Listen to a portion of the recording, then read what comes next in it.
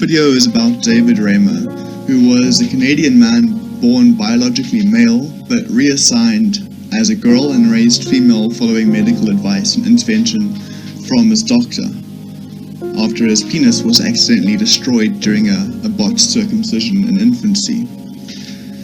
So David Reimer was born in Winnipeg, Manitoba. He was originally named Bruce, and his identical twin brother, who was named Brian. At the age of 6 months, the concern was raised by his parents about how both of them urinated. The boys were diagnosed with phimosis. They were referred for circumcision at the age of 7 months, and on April 27, 1966, a urologist performed the operation using an unconventional method of cauterization, which is the burning of a part of a body to remove or close off part of it. However, the procedure did not go as the doctors had planned, and Bruce's penis was burned beyond surgical repair.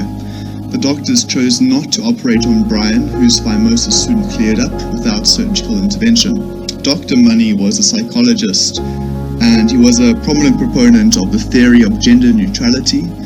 That is, gender identity developed primarily as a result of social learning from early childhood, and then it could be changed with the appropriate behavioral interventions. You've got to remember that this was the time of Skinner, and behaviorism was held to the highest esteem in psychological and academic circles. Money had been working on a theory that any boy could be raised as a girl. He believed that nurture was more important than nature when it came to gender roles. The Reimer twins provided Money with a perfect sample. 2 twin boys, one believing they were a girl, raised by the same people in the same way. This allowed Money to experiment on Bruce while using his twin brother Brian as a control. Money and his team persuaded the baby's parents that sex reassignment surgery would be in Reimer's best interests. At the age of 22 months, Bruce underwent a bilateral orchidectomy, which is an operation where his testes were surgically removed and a rudimentary vulva was fashioned. Bruce was reassigned to be raised as a female and given the name Brenda. Psychological support for the reassignment of surgery was provided by John Money, who continued to see the Reimer family annually for about a decade for consultations and to assess the outcome. Pretty much, he was gathering data, using these 2 kids and their family as participants in his study. His reassignment was considered a valid test of the social learning concept of gender identity for 2 primary reasons. First of all, made an ideal control because the brothers shared the same genes, family environment, and womb. So that covers the basis of both nature and nurture. Secondly, this was reputed to be the first reassignment and reconstruction performed on a male infant who had no abnormality or prenatal or early postnatal sexual differentiation. So, was it an interesting study? Yes. Was it unethical? Absolutely. Reimer said that Dr. Money forced the twins to rehearse sexual acts involving thrusting movements, with David playing the bottom role. Reimer said that as a child he had to get down on all fours with his brother Brian up behind his butt with his crotch against his buttocks. Reimer said that Dr. Money forced David in another sexual position to have his legs spread with Brian on top. Reimer said that Dr. Money also forced the children to take their clothes off and engage in genital inspections. On at least one occasion, Reimer said that Dr. Money took a photograph of the 2 children doing these activities, while Dr. Money's rationale for these various treatments was his belief that childhood sexual rehearsal play was important for a healthy adult gender identity.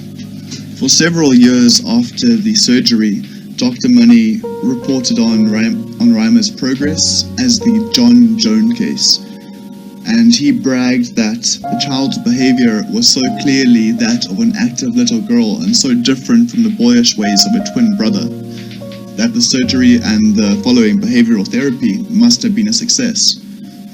Notes by a former student at Money's lab stated that during the follow-up visits, which occurred only once a year, Reimer's parents routinely lied to the lab staff about the success of the procedure, and the twin brother, Brian, later developed schizophrenia. Reimer had experienced the visits to the clinic in Baltimore as traumatic rather than therapeutic. When money started pressuring the family to bring him in for surgery, during which a vagina would be constructed, the family discontinued the follow-up visits. And from 22 months into his teenage years, Reimer urinated through a hole that surgeons had placed in the abdomen. Estrogen was given during adolescence to induce breast development. A book was written about Reimer's case by John Colapinto, and it's called As Nature Made Him, the Boy Who Was Raised as a Girl.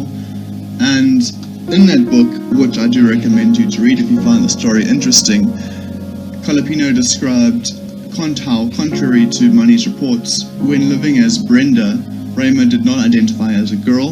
In fact, he was ostracized and bullied by his peers, and neither the dresses which he was forced to wear nor female hormones made him feel female. By the age of 13, Reimer was experiencing suicidal depression, and he told his parents he would take his own life if they made him see Money again. On March 14th, 1980, when he was 14 years old, Reimer's parents told him the truth about his gender reassignment, following advice from Reimer's endocrinologist and psychiatrist. At 14, after having been informed of his past by his father, Reimer decided to assume a male gender identity, calling himself David. And by 1987, Reimer had undergone treatment to reverse the reassignment, including testosterone injections, a double mastectomy, and 2 phalloplasty operations.